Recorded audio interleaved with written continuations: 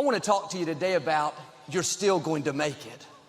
We all have dreams and goals and things we know that God has promised us. And we start off excited. We're sailing along fine, making progress. Then a storm arises, an unexpected challenge, a sickness, a breakup. We lose a loved one.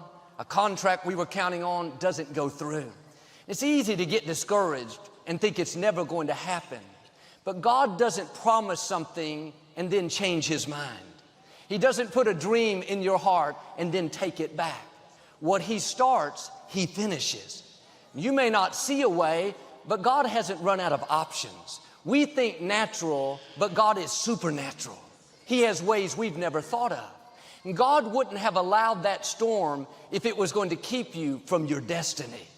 If that bad break, that loss, that person that walked away, if that was going to stop your purpose, God would have kept it from happening. And we may not like it, but it's a part of the process. Storms come to us all. The good news is God is in control of the winds. He's in control of what's trying to stop you. And all He has to do is shift the winds, and instead of holding you back, they will propel you forward. They were meant for your harm, but He knows how to turn them around and use them to your advantage. You may be facing a situation where you don't see how it could work out. In your health, your finances, a relationship, every voice says, there's no way. It's too late. The obstacles are too big. God is saying, you're still going to get there. I'm still on the throne. I'm working behind the scenes. I'm fighting your battles. I'm arranging the breaks you need. I'm lining up the right people. When it's all said and done, what God promised will come to pass. You're still going to get well. You're still going to meet the right person. You're still going to break that addiction. You're still going to accomplish your dreams. Where you are is not an accident.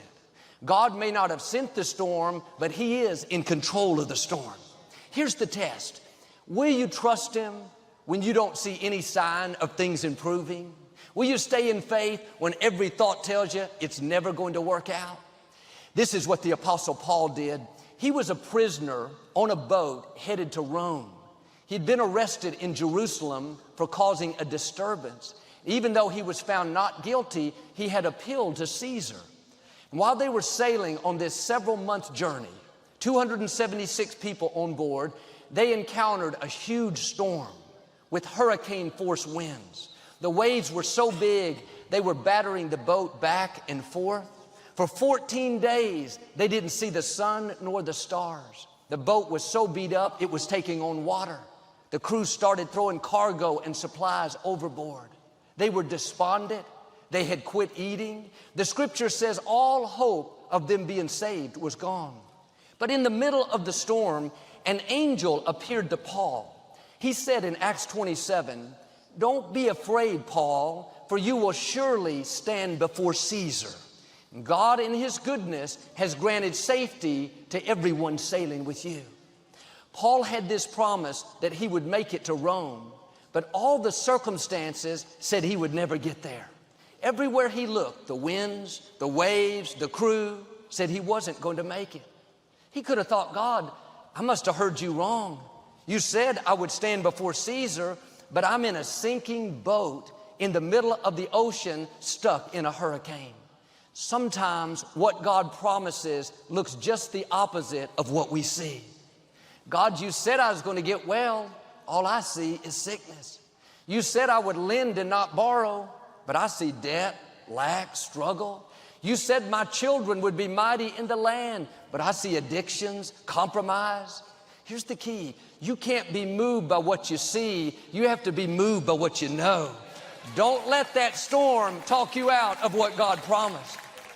In the middle of the storm, when it looked impossible, no sign of things improving, Paul went up to the crew and said, it's going to be all right.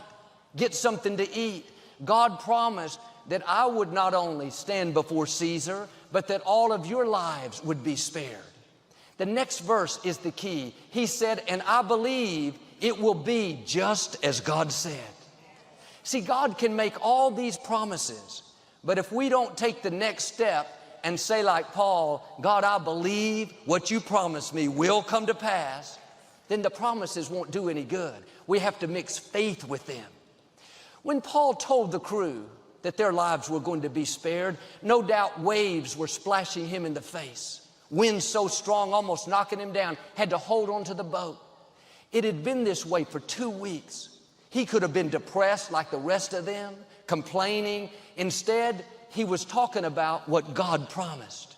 He was speaking life in the face of death. He was talking victory in the middle of defeat. What you're saying in the storm will have a great impact on whether you stay there or whether you come out. If you're saying, I'll never get well, I can't break this addiction, I've had it since high school. Joel, these people that did me wrong, this injustice, it ruined my life. If you talk defeat, you're going to have defeat. If you think I'll never get out of this trouble, then you never will. In the middle of the storm, you need to declare what God promised you. I am coming out. This too shall pass. I am not moved by the waves, the winds, the opposition. I know God being for me is more than the world being against me. I will get well. I will prosper and succeed. My children will serve the Lord. Get in agreement with God.